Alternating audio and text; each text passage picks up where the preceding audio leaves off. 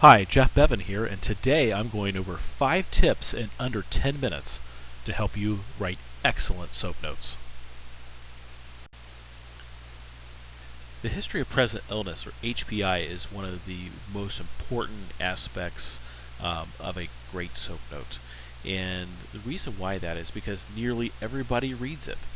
This is where you get to communicate your story to everybody.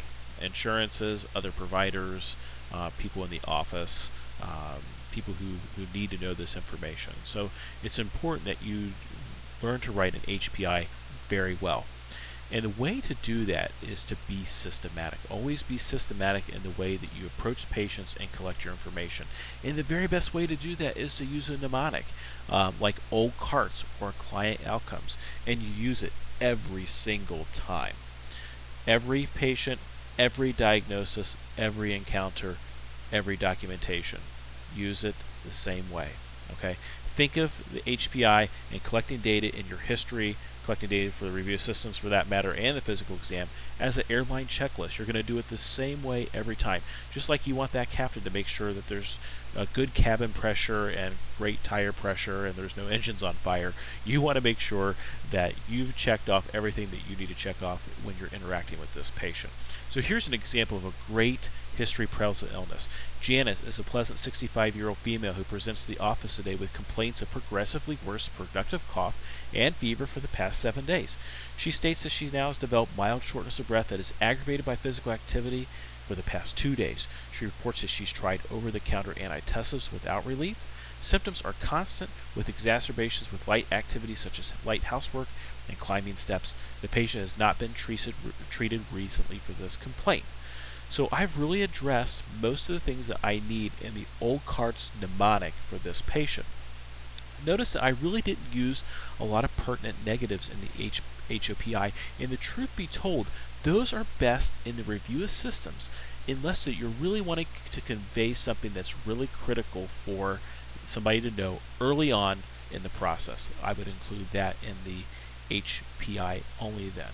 So as an example, if I have somebody who has a very high fever or is not eating and drinking, and I'm worried about a sepsis picture, I may mention 1 or 2 things so that the audience knows that, okay, this is more of a stable patient versus, oh, no, this is a very sick patient who looks septic and that needs additional treatment. Okay, this is where you set up the rest of the documentation. And so this is the best place to get that information and to give it to patient or the people who are reading it so they can start understanding what's going on.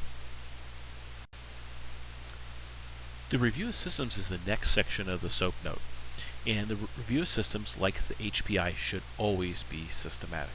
You're going to include an assessment of the symptoms that the patient has, and more importantly, the symptoms that the patient doesn't have. This is where you want to include all your pertinent negatives. Now, I always get the question, should I include some pertinent negatives in my history of present illness? And the answer is if you do so sparingly. So like on the previous page when I was talking about the patient with cough, if I want the reader not to assume this patient has pneumonia, I may make a notation like patient denies fever. But that's about it. The rest of your pertinent negatives in your review system should actually be in the review of systems. Data should always be subjective data. There should be no objective data whatsoever. It's what the patient says. Okay. If you include a body system in the review, make sure that you have a corresponding physical exam to go with it. And the order that I like to list my body systems is detailed in a wonderful reference. I used it when I was in school a long time ago. I still use it today and recommend it to all my students. Is the Maxwell Quick Medical Reference. There's it's a very short, I guess, reference book, maybe 10 to 15 pages long, if that. And there's a blue page in there that tells you how to write a history and physical exam. Well worth its weight in gold. It's available at Amazon or any online retailer for about $10 to $15. Okay, and the reason why I use it is because that's the order that the physicians document their assessments. So if you see a review of systems and they've dictated an H&P, that's the exact same order they use. That's what the physician assistants use. That's what most nurse practitioners use. And honestly, when we're communicating with other people in the profession, they want to see that we write the same way that they write. Okay, so it's very, very important. Documentation of the physical exam is also very important. And remember, the physical exam only contains objective data that you collect through your senses. There should be no subjective data whatsoever in the physical exam section. Okay? Make sure that if you have examined and document your exam of a body system, that there should be a corresponding review of systems for that system in the review of systems section. Okay? Like the review system, the goal is to document what you found on exam and, more importantly, what you didn't find. Okay, so if I'm worried, if I have somebody with a high fever that's a child, and I'm wanting to make sure that the reader knows that there was no meningitis, I'm going to document, no meningismus on exam. The neck is supple, and so I can give the reader a very clear picture of what was going on with this patient, and to make sure that I addressed all the things that I needed to address. Okay.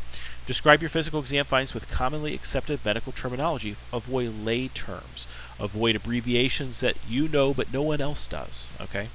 And describe your findings so clear that the reader can get a mental image of your patient's presentation. Okay. Whether you're describing lung sounds or an abdominal exam that's abnormal with peritoneal signs, or if you're describing somebody who has a positive Murphy sign, or a laceration, or a joint that's been fractured, be very specific. Describe it exactly how you found it, so that you can give the reader a really good picture of what's happening.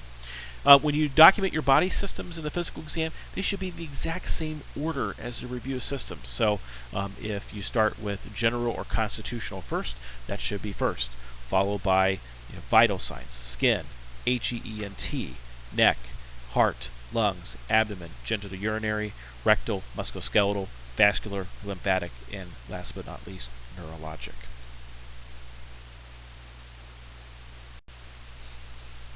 The final major section of your SOAP note, or any history and physical, is now the assessment and plan. And arguably, this is one of the most important aspects of your entire note. This is where you're going to explain your medical decision making, okay, and your diagnoses that you came up for the visit, okay. And honestly, the history of present illness and the assessment and plan are the most often read areas in medical documentations, okay. Other healthcare providers often cut to the chase. They want to see what was done before. They're not going to spend a lot of time reading through a one-page review of systems on a patient. Okay, they may scan it, but they're going to spend extra time and attention figuring out what's going on with this patient in these sections. Okay, so it's very important that you communicate effectively here. Okay. By the time that you write your assessment and plan in the note, there really should be no surprises to the reader. Okay, the reader should, if they, in this case, me as your professor, I should not come to an assessment and plan and find a diagnosis that I have not expected to find. Okay, you should have clearly documented that in the HPI, the review of systems, in the physical exam. So come up with your diagnosis or diagnoses, and every diagnosis should have a plan. And you need to document very clearly your medical decision making, or we call it MDM. Okay, this is where you explain why you did what you did and why you didn't do what you didn't do. Okay, if applicable. So, for example, let's say that I have a patient with new onset hypertension. Okay, and I'm going to be starting them on 10 milligrams of lisinopril, and I'm going to have them follow up in the office in 6 weeks for a reassessment. Okay, I'm going to document that, and I'm going to document when I'm going to order their next blood work, if they need additional diagnostics, if I'm suspicious that they need a cardiology referral, yes or no, I'll include that in there as well. No cardiology referral indicated at this time due to X, Y, and Z. Okay. Also spend a good deal of time explaining how you educate your patient. So when is their next appointment? What are reasons that they need to return for? what are common side effects of medications that you would expect. And for situations where joint decision making between you and the patient is made, make sure that you clearly document that as well. For example, at this time, patient prefers not to start medication and to try a 6 additional weeks of therapeutic lifestyle changes prior to starting medication.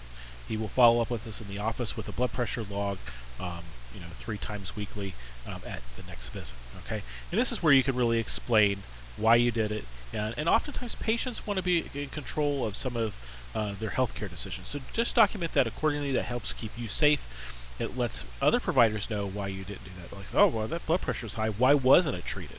That looks like somebody that needs to be on medications. Well, then you can explain why. Okay, and so just like any other sections of the SOAP note, be very clear why things were done. And I'll be honest with you, when I do my medical decision making, oftentimes if I have a situation where I'm selecting a abnormal antibiotic, I may have had a reason, and I may have it's not uncommon for me to actually reference up to date or put the URL of the site where I got the evidence. I selected this treatment for this reason, and here's some evidence-based practice to back up why I made that decision. Okay.